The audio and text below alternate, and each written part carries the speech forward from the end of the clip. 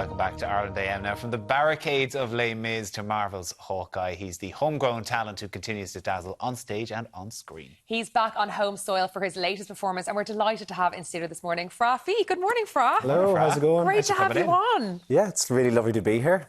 I'm really loving your set. Oh, thank you. They're giving the impression that it's not completely bucketing outside. Yes, yes. Well, look, we decorated the place ourselves, didn't we, Sean? Yeah, the studio lights give you that coziness in them that we shouldn't need in the middle of June, but we It's delightful. So, Fra, you're currently living over in the UK, but you're from Dungannon, County Tyrone. Yeah. Growing up, were you an outgoing kid, always destined for, a career in the arts, do you think? Oh, my God.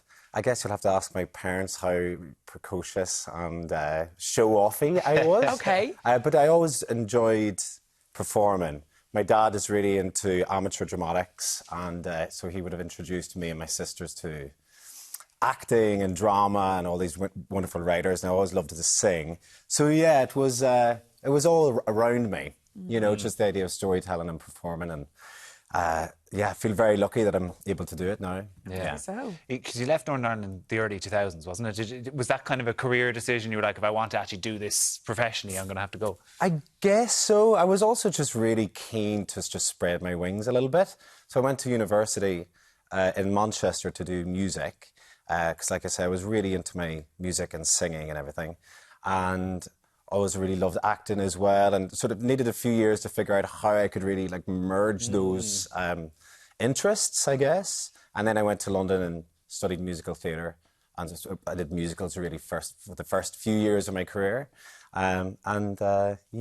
That's sort of a shortened version of the journey. OK, and then you've done so much since.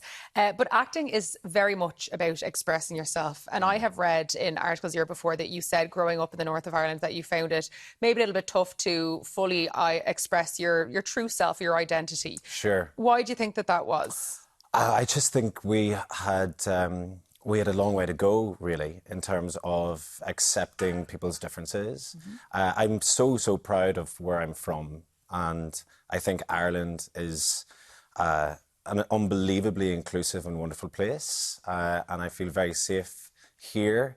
But whenever I was, a teenager in Tyrone, it was important for me to get out and to have a little bit of anonymity, to explore and figure out what was going on with me and, coming to terms with my sexuality.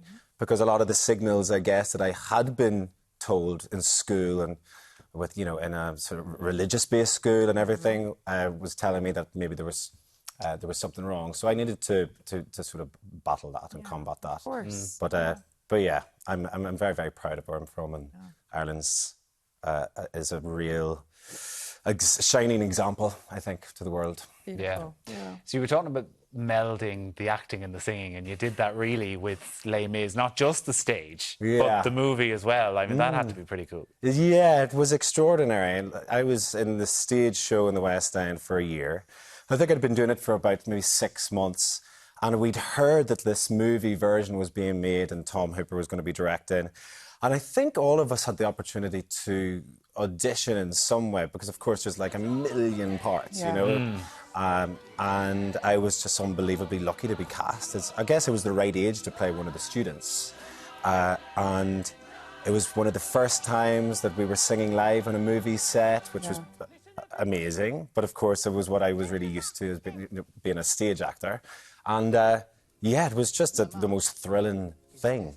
I think it's a class film as well. Oh, it's amazing. How does that work? I've always wondered how that worked with musical films. Like, are you doing it live each time, or you're kind of doing the acting and then record the vocals separately? Well, this one was different, wasn't it? Yeah, exactly. Traditionally, you would record the soundtrack, or the cast recording, whatever, months in advance, so it's a really, really clean take. Right. But what we did, we had Jennifer White, who's a wonderful musical director that I know very well, a great friend of mine.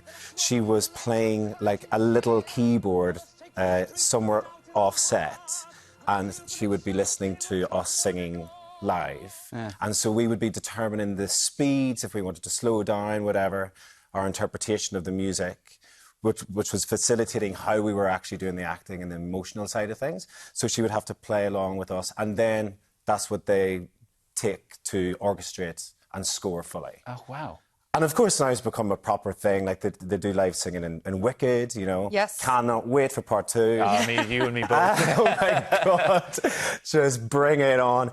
But it means that the actors have such freedom to just explore it authentically and be truly in the moment. Yeah. Can I ask you, just on the topic of Wicked, would you ever be interested in playing the role of Fiyero? Sure. Okay, we're putting it out there. My Fiyero days past. No, I'm sure I've got a few more years left. I can see you. I can see you be a great Fiyero, personally. Anyway, sorry. So in Les Mis, you played a character, a very close friend of Eddie Redmayne's character. But you had another connection with Eddie Redmayne outside of Les Mis, also with Cabaret. Yes, yeah. Eddie played the MC in the newest production of Cabaret, which is still on in London, and there's a production on Broadway as well. And I think he had like a few weeks left to perform in the show, and I got a very, very out of the blue offer to take over the role of the MC. And so I got a text message from Eddie just saying, I hear that you're going to be MCing.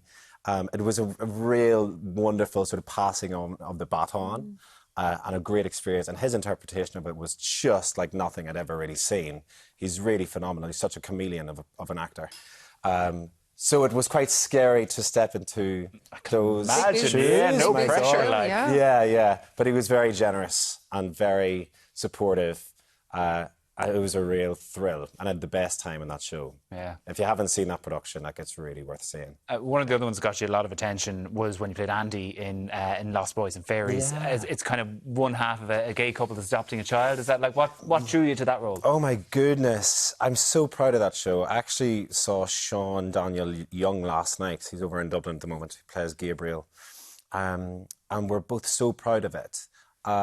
When the scripts came through, I got sent episodes 1 and 2 before I got offered it, and then I got sent 3 and was just weeping uncontrollably at the beauty of this story.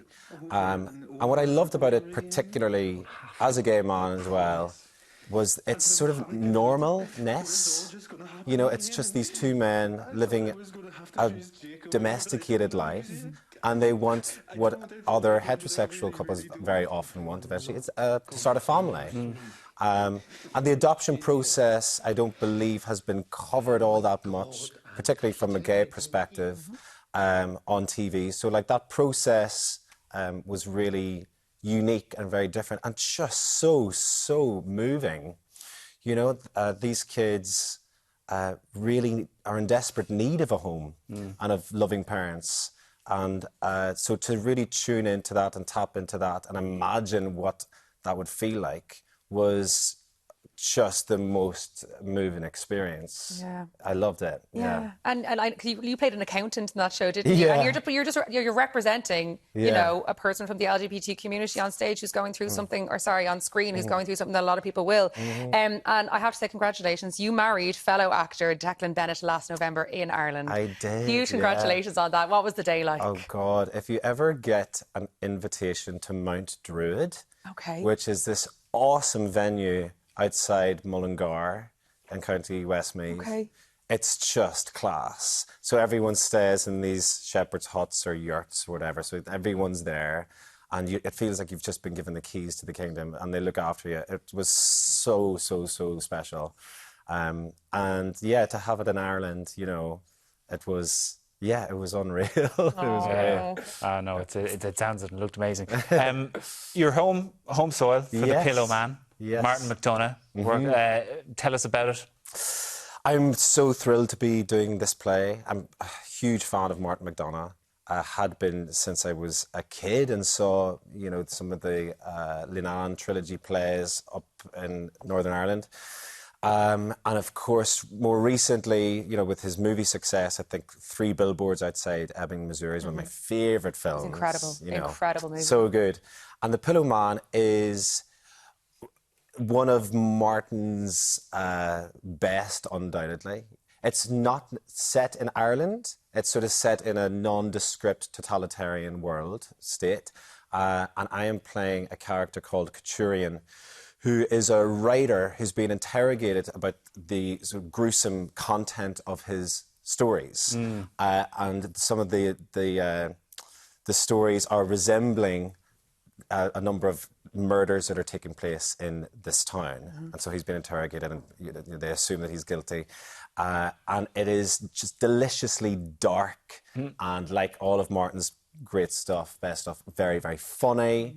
It's got a wonderful cast, and Lindsay Turner, our amazing director. And at the Gate, where I worked, 10 years ago, so an amazing space. I think it's going to be really, really special piece of theatre. It sounds it. And now you have something in common with Lily Allen. You were telling us just before you came on air. Yeah. Lily Allen was the last person to actually play this role. Yeah. She did in the West. It was the first time that part had been played by a woman.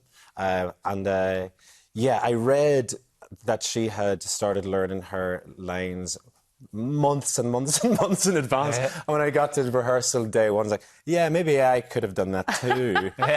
There's a lot of stories to memorise. But yeah, we'll get there. That's incredible. And is working on a Martin McDonagh production, is that a bit of a bucket list moment for you? For sure. Yeah, I can imagine. Sure. I'd say he just has to be one of the best living writers that we have the pride to be associated with, he's unbelievable. It's a real thrill. You don't get to tackle this meaty stuff all that often. Yeah. So I feel very lucky to be able to. You also, to talk about the much bigger world, the Marvel universe, which you were in through Hawkeye. Yeah. Do you have your own action figure? Yeah. That is cool. I can't believe it took us this long in the interview to get that out. Oh my goodness, I would be shouting about that from the rooftop. It's so weird, isn't it? Oh my goodness, I need one. Right. That must be a real I made it moment. I wouldn't worry. I can't imagine they've been flying off the shelves. So you can probably... Well, they will be now once we've said it here. eBay in 15 years, you'll make a fortune. So the Pillowman is going to be at the Gate Theatre, opening on Wednesday the 9th of July and running until Sunday the 7th of September. Best of luck at it, Fran. Thanks so much for the chat. Thanks so much. Cheers for having me. Thanks for coming in. Derek, remind us, what is coming up after the break? Yes, Scarabila, Shiva and Sean coming up after the break. I got a lesson in the kitchen, would you believe, as I sampled the impressive culinary skills of students of Bunscoil, Rathlamara down in beautiful Passive West in County Cork earlier this week as part of the Tesco Stronger Starts Cooks initiative. Stay with us, we'll be back with you after this quick break.